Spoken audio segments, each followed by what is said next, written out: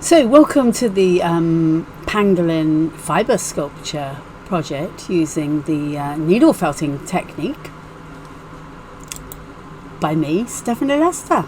So, I just want to take you through my process for the pangolin. I previously have taken you through the process for the tiger in terms of how I pick the species or the type of the animal that I'm looking at and what things I've considered. Now this is useful for not only me sharing with you what I do, and hopefully you find that useful, or even if it's just from your point of view you want to understand where I was coming from, but it's also really useful for me because this is actually a really good documentation of what I've done, because sometimes I come back to a project many months or years after I've completed it, and I want to understand what I was absolutely thinking at the time, and recording is the absolute best way of doing that. So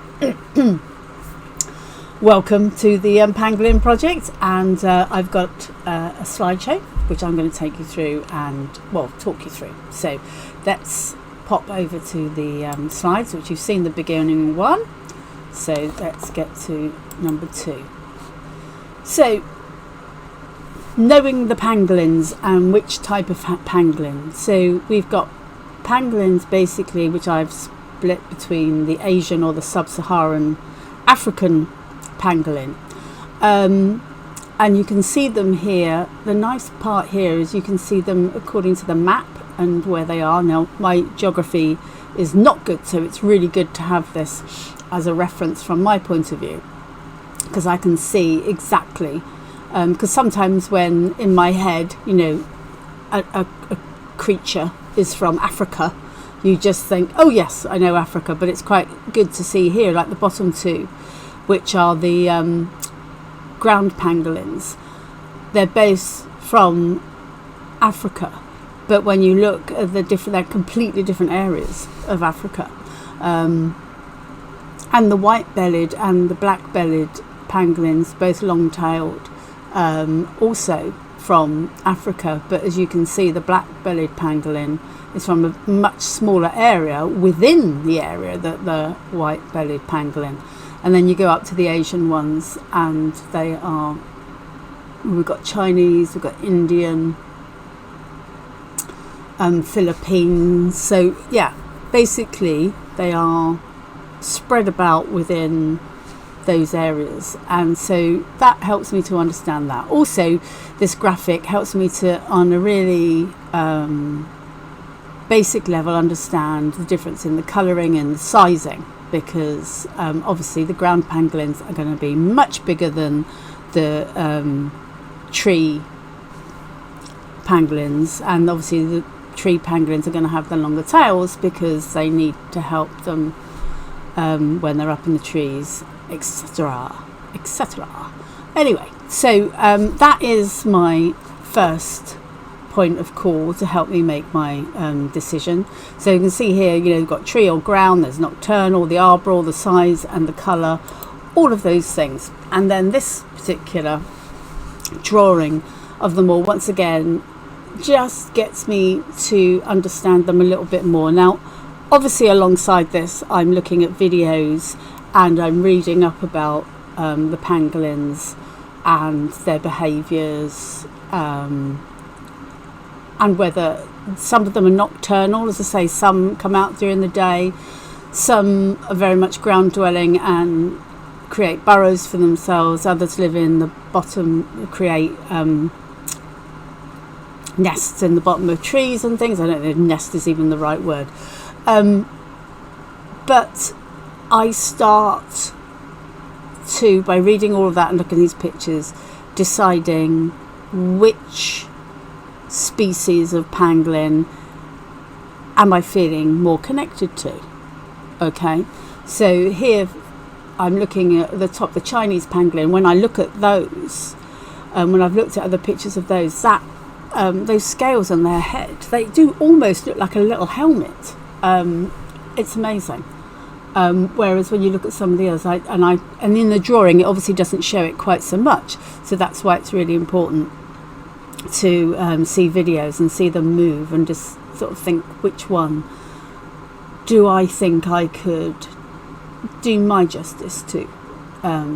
Do I feel connected to? Because you have to feel some sort of connection, because you're going to be spending quite some time with them. And so for me, I definitely was going towards the tree rather than the ground pangolin, so the smaller ones, and also to the ones which sort of had a furry belly, because that lends itself very much to the medium that I'm actually going to be using, which is fibres.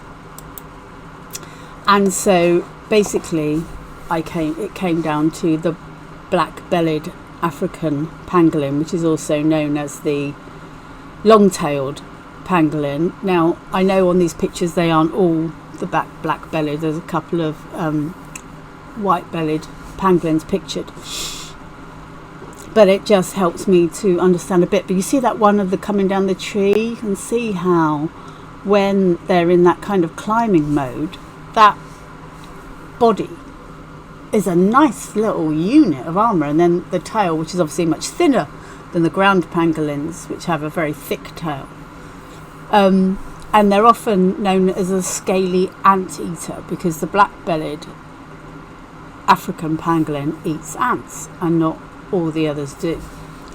I also love the way they curl up, that one at the bottom, where actually sitting, using its own protection, basically causing his own protection. Unfortunately, the protection doesn't protect them against humans. So it's really nice to be able to help. I know pangolins have probably been in the news quite a lot, some incorrectly, to do with COVID, and others to quite rightly tell us about they're in danger of being extinct if we don't watch it. But I love also the colours of those scales, which are sort of black down the bottom and then come into this kind of gold. And they do look like pine cones, don't they, the way they... But that gorgeous little face and eyes and the ears. I love those cupped ears as well. And as you can tell, I'm feeling quite attached already, which is the way it should be, really. So the next thing is, what kind of pose do I think? Because obviously I'm going to start creating the piece, and I need to have an idea of the pose. And that bigger picture of the little pangolin on the back legs, because they have their tail, which obviously helps to balance, that's actually, it's quite nice, because you can see the how the body can curve and create that lovely little body with his face and claws, and you can also see those fabulous claws. But I've put pictures of babies up here because I love the fact that the baby, I know that baby which is there is not a black-bellied pangolin, but even on the black-bellied ones, the little babies live for 3 months, about up to 3 months, by hanging on to the tail as mama goes about her business, which is just the cutest thing. And whilst cute is not always the best way to portray it, I do think it's quite a good way to bring the plight right into the forefront of our minds, because this is all about actually enabling the pangolins to exist and carry on, and to do that they need to produce babies in the next generations, etc, etc. Anyway, so I like to get to know them a little bit, and I'm kind of feeling like I know where I'm going with this particular sculpture. So moving along, as I say, it's a moment in the life of that I'm trying to portray, which will perhaps give the essence of this little creature. And I love this picture on the tree, because once again, that arched back shows how suddenly, you know, this long looking ant eater with scales, it shows how the bending and the arching of the back, suddenly you've got this more bodily shaped, the way with those arms scrunched up the front with the claws showing, and you can see how the scales react behind. Love that. And then I've got that little picture of the baby, because I really want to have a baby on the back of my little pangolin, and that's my vision at this moment in time. So when I start to create the armature, this is what I will have in my mind, even though obviously to start with I will just create a normal skeleton, not necessarily in that shape. I won't bend it into that shape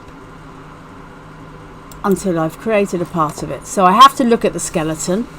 Now obviously quite different to the tiger in the sense that the tiger and the muscles were really important.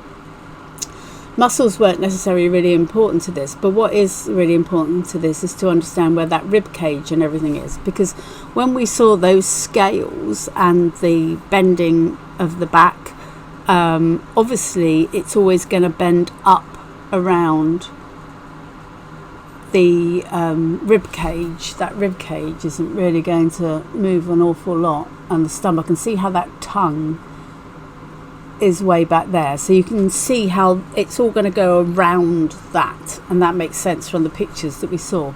So for me that's really important. What I will do is, you know, there's pictures of the toes and everything up there. I will go into it in much more detail for this particular species of pangolin, the black-bellied African pangolin, and find out exactly the toes numbers and what is quite different about this particular species.